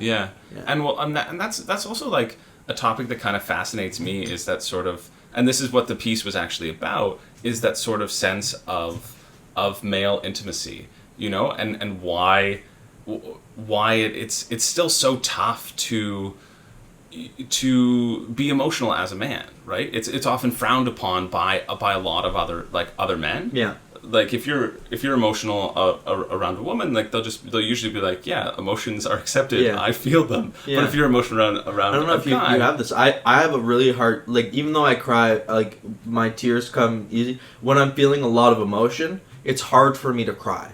Yeah, it's hard for me to like actually let go and into tears and let the sobs come. Like it's a control thing, right? And it's hard when you're feeling those emotions, and someone's hugging you and saying it's okay to let it out, and you don't know how to, and you can't. That's a weird moment of like as a man where it's like I want to do this so much. Yeah, but I can't, and something's not letting me. There's this barrier, right? But like male intimacy is so amazing. Like one of my best friends, I'll we'll get even headier here. Is like his dad when he was a lot younger. He was 12 years old. He had a stroke and he became nonverbal and like had to go into a home. Like, and he was there, but he wasn't, right? Yeah. And so he has a lot of like. He's always looking for a father figure, right? And when we became friends, he started to find that in my dad. Cool. Right? And so like when he has trouble, he calls up my dad and they're able to have a conversation. That's amazing. And so he spends Christmas at my house, and like we became friends because I was really good friends with his girlfriend, and then because me and his girlfriend went to school together, and then all 3 of us ended up going to the same university, and they lived together, and then 2 months into university, his first years, they broke up. He lived on my floor. She got mad at me because I was being nice to him. Gave me an ultimatum. I chose him because he was nice to me. That's the whole story. Yeah. But now we're still really good friends. And then me and him, like when we were living together in a house, like we would like cuddle. Like we would watch movies, and like I would sit back. He would rest his head on my shoulder, and we would just sit and watch a movie together. That's amazing. Like, it's that level of comfortability. It's like, and it's not weird, right? Like like. When other people see it, it's weird. Like it's like you're just like, this is just what we do, right? Yeah. And then one day he was out drinking, and he jumped out of a tree because he went up there to just be fun. He jumped out of a tree and broke his foot, like broke a bone in his foot. I had to go and pick him up and take him to the hospital. Yeah. And we spent the whole night in the hot because he was drunk and like and he was like in so much pain. He was crying. That's still his contact picture on my phone. Oh, it's so much funny. Here, let me see if I can pull it up. Him crying is still his contact picture on my phone from that night. And I still remember like he was in so much pain, like he was crying and he started to like feel emotion. He's like he was saying he wanted his mom, he was dead, like all these other things. Then like I just held him and he cried. Yeah. Right, and we were just had that moment like he couldn't stand, so I had to hold him up while he went to the bathroom, right, like just to be able to piss, right. Yeah. And it like that's something that I didn't even think twice about these things, right? We were just holding hands, just two men, and just and feeling things, and then having heart to hearts and stuff. And now like we fast forward, like we don't see each other as often as we'd like to, but when we do, like we make a habit of just sitting down. It's like, okay, how's life really? Like I'm just having that deeper conversation, you know, sipping a whiskey and like maybe letting tears come out because we talk about our hopes and dreams and the things that we don't live up to our expectations, right? That sort of, honestly, man, that sort of friendship is so beautiful. It's like, amazing. It's so beautiful. It's so beautiful to hear about just as an outsider and it's hard when you want that with other people, but they hold themselves back, right? Like when you know those buddies that like are awkward in a hug, you know, like they're uncomfortable with the contact, they do that weird hug, like they hug you, but they never let their arms squeeze, like it's like, dude, it's like hugging women is great, but when you get a hug from another man and you both do that nice squeeze, it's like, oh, this is so comforting. Like I feel supported because normally as men, like you're the strong one, right? And you're the one that's like giving the power to them. But it's just like when there's that feedback, we got each other. That's wonderful. That's so wonderful to think about. Man. But movement pieces. So back to this movement piece. The premise was set to this piece by Don Ross. He's a guitarist. Yeah. He does this sort of fingerstyle guitar, which basically means it sounds like there are 17 people playing, but it's just this one guy. He's an incredible artist. So it's just it was like a 7-minute movement piece was the requirements, and it was just about men and grief. So it all started, we were all in like suits, and we turned around and like let a rose fall on a coffin and whatever. And then it started with like my character started collapsing into them, and then and being propped back up again, and then like falling down and being propped back up, and over the course of the piece, like our like suits got discarded, and there was like a bloody mark over our chest and whatever, so people could really know that we were in pain, and just it was this. I wish I had a recording of it. It got recorded over by our movement teacher, so we never got a recording of it. We were going to do this like a longer kind of play with it, but then David ended up moving to Greece with his wife, and so we couldn't really get that together. But it was just such a meaningful project to work on because of the sort of.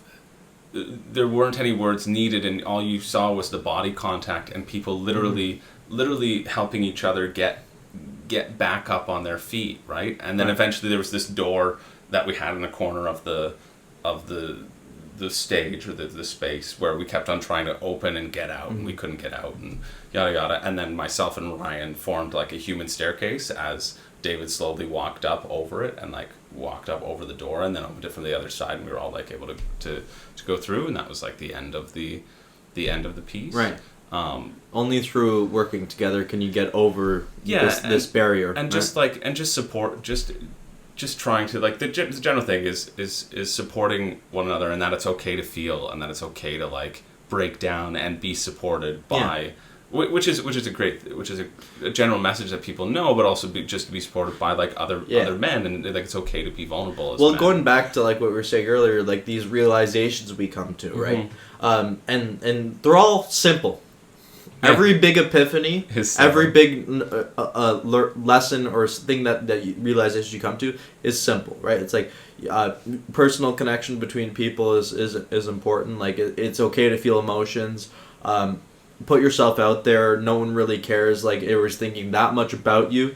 All these other things. There's no reason to be embarrassed. You can tell people all of these things, but it'll fall on deaf ears. They have to learn it for themselves. They have to realize it for themselves, right? Like I call it, for a lot of people, they have to reach their fuck it point. Yeah. In order to be able to like just be themselves. Like for me, like I had to reach my fuck it point, just be able to be like, I'm okay with, what's it called, on surface level, like just talking to women and being okay with putting myself out there. Like just asking women out and being okay with numbers, right? You have to be able to like live in that rejection, like all these other things that you need to realize. That's why I try really hard to be a person that can facilitate that for other people. Like, with all my buddies, like we're talking on the phone, we're ending with an "I love you," right? Like and I don't call them buddies. I call them. I said, "Hey brother, how's it going?" Right? Yeah. It's true. Like if we're that close to each other, like you're family now, right? Yeah. And just being able to be that for people, right? Like for my buddy, like his dad had that thing happen to him, and then this last summer he passed away, right? Yeah. And then so just being able to say like you're not alone, like I'm still here for you, right? Yeah. And being that, and then he like this. If this isn't so man. I don't know what it is. Like I was on vacation when his dad passed away. He didn't tell me until I got back because I would have flown back. Yeah. Right. Like, and he didn't want me to do that. Right. Yeah. He was like, we'll just. So that's such a guy thing. Yeah. So we had him over for dinner and we drank to his dad, like me and my dad and him, and just had a lot of scotch and got to talk about like what it is to be a man and all of that. Right. Yeah.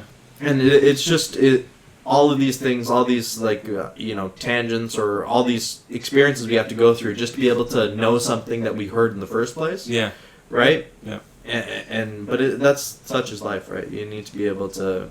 You need to go through the hard stuff to be able to appreciate the sweet stuff. Yeah. Which is what this podcast is all about. Yeah. Right? And so that particular piece was is still very memorable for me because I remember that like a lot of the men in the audience, now sure it's at theater school and so generally the men will be more connected with their emotions because that's literally the job, but like over 50% were like moved to tears. The hurdle's a little bit lower, but you still have to get them over it, right? Yeah, we're moved to tears by the piece, right? Because it I think it was a thing that resonated so deeply, and so that is a super big high for me. I guess like in terms of performance-wise, or anytime there's a performance that anytime that there's a performance that can emotionally help someone or emotionally change someone. It can be comedy or drama. Like it both it happens in both. Well, you're making people feel things, right? Like laughter is agreement, right? Mm-hmm. But also like making someone feel any type of real emotion is also like a form of agreement. Yeah, right? a way of catharsis of releasing that sort of. If you're able to elucidate something out of their bodies, right? Something involuntary, right? Tears are involuntary. Laughter is involuntary. Anger is also involuntary, right? Like if you're able to make them feel something or make them connected to something, and that you can play around with that, right? So I have bits where like I'm being silly, but then I'll get poignant for a second, and I'll build it up that way, but then I'll subvert that, right? 100%. And then using that as a tool to be able to facilitate something, even though you're being silly, you're trying to make people laugh. Can you also think about this? Can you also feel something about this, right? And that's an interesting thing to be able to shift into, because when you first started doing stand-up, like I'm such a comedy baby as it is, like I just want to do anything to get a laugh. Now it's like I want the right type of laugh, right? Like, and so that's a fun place to be in, which is super interesting. But yeah, that sounds like a really fun thing. I'd love to see if you guys could put together a reunion piece for that or something. Yeah, that'd be fun. Or you just do it by yourself. That would be a great comedy bit. It's like, Usually I do this with 2 other people. And then it's like, you're doing a lift, there's no one there. Because it starts with me like collapsing to the side and it just fall on the ground. And then you'd have to talk to her. It's like, normally there's someone there. That's a funny bit. That's so funny. That could be great. Oh, that would be a great character piece. Yeah. It's like a performance artist where no one else shows up. Yeah. Well, if we get to characters again, if I'm still around in the competition. Oh, that's so much fun. Could be something. All right. Well, let's get toward the last couple of questions here. Mm-hmm. So the last 2 are just happy ones. Happy based in morbid, I guess, settings. Because the second last question is, can you, if you died tomorrow, what can you say in your life that you've done has left the world a better place? Nothing. I love that you're ready to say nothing. And do you do that too when people ask you questions? You're just like, no. Yeah. But like I'll always do it like if I have gum, it's like, you can have some gum now. No. But I'll do it as I'm handing it to them. That's a great question. I think for me, it's about just being as kind and understanding as I can to as many people, to everyone that I meet. I think kindness. I think our world right now is can be pretty cynical, and even in the comedy sphere, like it's easy to be self-deprecating and like it's easy to be cynical about and not even things. Just cynical. It kind of forces you into that because it can quickly become like people don't talk to you because they like you, they want something from you. Yeah. Right. Like we were talking about before the performance. Like I just did a week at a club. It's like all these people are messaging me, oh congrats and stuff. And then there are people that are just like not even saying hello. They're like, hey, who books that? How'd you get on that? It's like, all right, you want to say like, hey, how'd it go? Like treat me like a person before you use me as a contact information. Yeah. Right.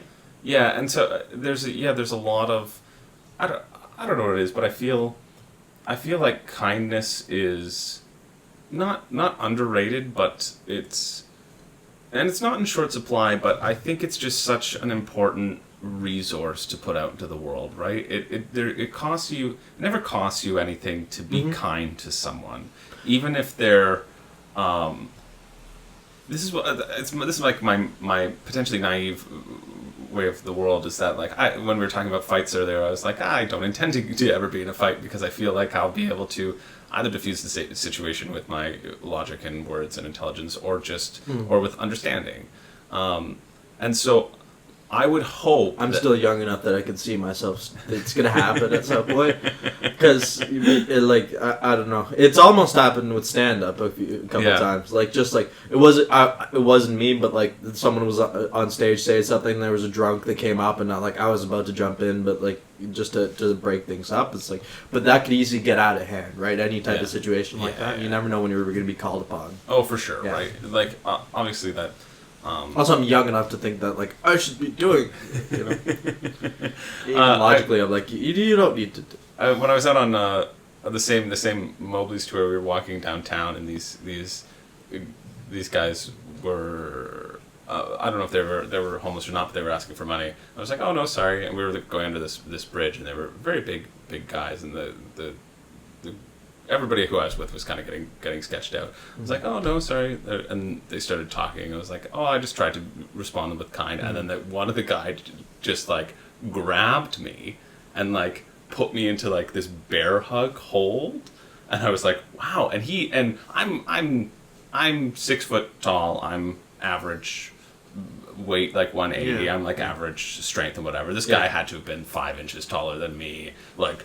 Big dude, 300 pounds, like just like bear hugged and put my arms to the side, and he's like, like I got you, like no, I need, like you're gonna give me some money right now, or it wasn't necessarily threatening, like it's not like my life was in danger, but I remember just like looking up at him and just being like, hey buddy, like how's it going, and just kind of talking to him and just treating him as a human being, right? Like treating him as a human being. He was making this weird aggressive move, but still just like I was like, yeah, so like cool. And Isn't just that like just the listening to embodiment of a lot of our society? Like, that guy's just starved for connection. Yeah, you right. know what like I mean? you smiled at him, and he took that as like, As I like need a hug. Yeah, or you know? something, right? And I was like, yeah, that's cool. I'm like, anyway, I gotta get going now. And he slowly like diffused. So I was like, cool, but like thanks, like have a great day. That sort of, and continued on my way, right? Yeah.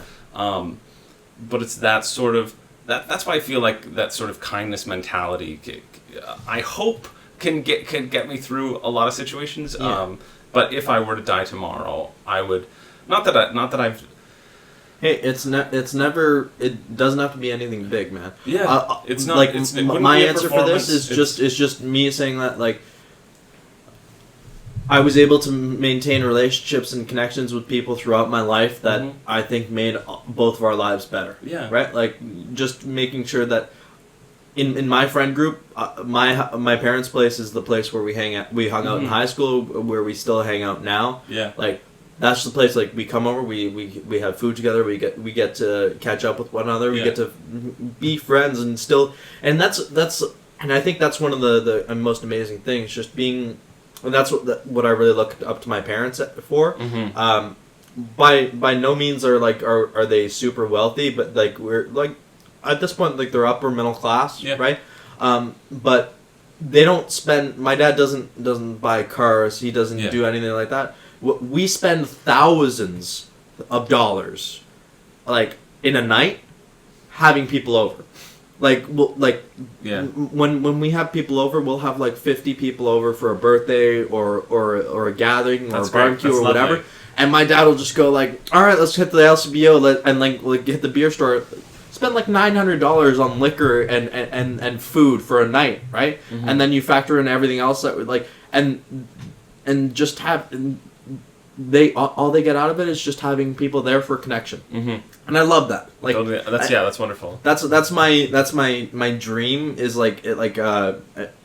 my goal in life is to be able to take people that I care about out for dinner and not worry about the bill. Yeah, like just that's my idea of success. It's like however many people I want to bring with me. Yeah, let's go to a nice restaurant. Let's get wine pairings. Let's have a nice dinner. Yeah, have a wonderful meal. And then I want to be able to just drop my credit card and then be like, that's fine. That's something I would love. Yeah. That's my dream. That's cool. Accomplishment. And I think that's what's important is to have attainable goals that have their roots in something good, right?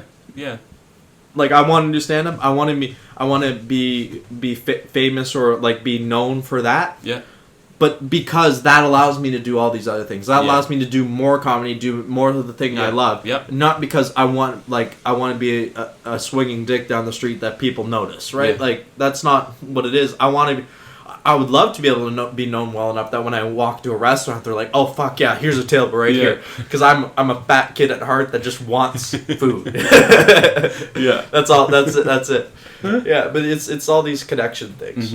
And then to wrap it up, because we're coming up on 2 hours, and it's been phenomenal. Okay. It hasn't felt like it because we've just been flowing. Yeah.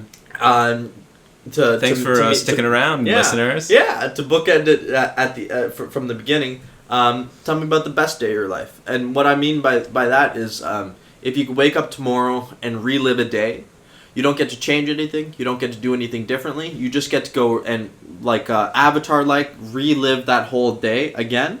And just get, like, when you know a movie that you really love to watch, like, you get to, every time you rewatch it, you catch new details, new things in it. What day in your life would you love to be able to do that with? Yeah, I was trying to think about this a lot on the drive over. I'll give two. One was just on my birthday. Well, actually, it was 2 weeks before my birthday. I went out to my sister's place in Hamilton, and this is before she was engaged. And just like my whole family was there, and they threw me a surprise party, and it was a big surprise because it was my birthday, and awesome. And we just hung out, played some games, had some pizza. It was just like went to what was the video place? What was the video place? Oh, Jumbo Video. Jumbo Video. What's a Jumbo Video? Yeah, Jumbo Video was dead by then. Got some popcorn. Got some popcorn. Yeah, but I guess for me I kind of gravitate. I was surprised that I feel like I would I would gravitate more towards those kind of like just a nice low key day. You know, I was searching for something that was like, oh, the peak of happiness, like the peak of euphoria. Like I always get I always get a peak of euphoria whenever I book a job, right? Because I'm like, yes, I did it. I did it again. Oh, thank God. Yeah. Or even performing, which I love and can't see myself doing anything else. That would have been a second option of like a two show day. When I was working in Halifax at Shakespeare by the Sea, but in between our break, we all hung out in the park and played Catan. You know? Yeah. It's like those sorts of. That's capturing. I think it would gravitate more towards the my family's surprise birthday party, like because then it's all about me. I think ours are like my answer is similar, but I think what it is that because we have similar brains, maybe this will resonate with you. Is that it's the moments where I've been. It's not. I don't think it's happiness exactly. I think it's contentment, right? Yeah. And I think that happens when it's the moments where you're with people you care about, like you're describing. But it's also that it's such a poignant and perfect moment because all of your other cares are able to fall away. Yeah. Because it seems like you're also a control person. So Yeah. even in moments of elation and happiness, like where you're booking a job, you're not enjoying it completely because all of a sudden your brain is going. It's like I have to do all of these other things, so you can't really enjoy the moment, right? Yeah. So it's when you have these slower moments that are it's just where there's nothing huge happening, right? But it's just a slow, steady amount of joy and elation that all comes together, and then that puts such a nice color on the world and it makes everything slow down a little bit. It seems calm. It seems like your body is soaking in water, right? Yeah. Like it's that feeling of dipping in water and feeling that sort of water wash over you, but the water is calm. Yeah. And it's the moments where life's almost starts to make sense, and it only makes sense because you're not thinking about it. Yeah, you're not thinking about like the meaning of it or whatever. You're just like, why do I feel so good right now? Right? And then but the funny thing is, the second you start to notice it is when it starts to fall away. And so it's weird that like it is really like Zen or Buddhist or whatever. Like just doing the thing is what you need to do. Yeah. Right? Like on Monday I had a great night because I was just thinking about doing the show and doing well. Yeah. Right? All the other shit in my life fell away because like we just have to nail this sketch. Yeah. And that's amazing when you like things just suck you into them. Yeah. Yeah, so it's surprising. I really didn't think that would be like if somebody asked like, oh, the happiest day, you're like, okay, well, I got to think of these grand things that have happened, and I was like, no, I figured like, okay, go with whatever kind of first pops into your mind, and that's it. And I think that's for me, that's kind of a cool revelation too. You know, that I'm just like, it all like flows back together. It's like it's just the simplest things make you the happiest, and yet we chase all of these other things, right? Yeah. We chase all of these other things that we think are going to make us happier, make us feel better, but that at the end of the day, it's just us rolling dice playing Catan. Yeah. Is when we're our happiest, right? Yeah. Speaking of which, we got to plan that day. Yeah. Well, thank you for doing this. This has been wonderful. This has been great. Thanks for having me. An hour and 53 minutes of pure joy for me. I've loved getting the opportunity to get to know you better too, because this is kind of fun. That's why I love doing this, because like when else do you like we were talking about in this world? When else do you get to sit down is like have a captive conversation with another person that you're interested in and get to just converse for hours at a time without interruption, right? Like normally it's like one of us would be pulling out our phones like to be like, oh yeah, that's great, but also let me talk to this other person, right? And that's why I think it's nice when like I think we need to get back to that thing that was famous on the internet for a bit, where like you put your phones in a stack and whoever pulls it first has to pay, right? Like that maybe not something that extreme, but like, yeah, let's unplug for a bit. Let's do some. It's weird that feels like it's extreme, right? Yeah. Like, but I'm gonna have to check my phone, so I don't have to pay. I can't afford it. Well, I don't. But, No. like, the extremity of it was just having one person pay for everyone. That's the thing is like, but maybe do it like where whoever pulls it first has to pay for the appetizer. Yeah. Apps for the table. Are you an apps for the table person? I love apps for the table. Come on, nice spinach dips. Oh yeah. Get that sweet calamari. Nice fried calamari with a nice chipotle aioli. Girl! Alright, well, let's end this on a note that makes people salivate. Go eat some food, guys. Yeah, have a great day. Alright, well, thanks again, and this has been, I think this will be episode 12. Great. 12 That's my favorite number. Awesome. Awesome possum. It's my birth month as well. Accomplished something there.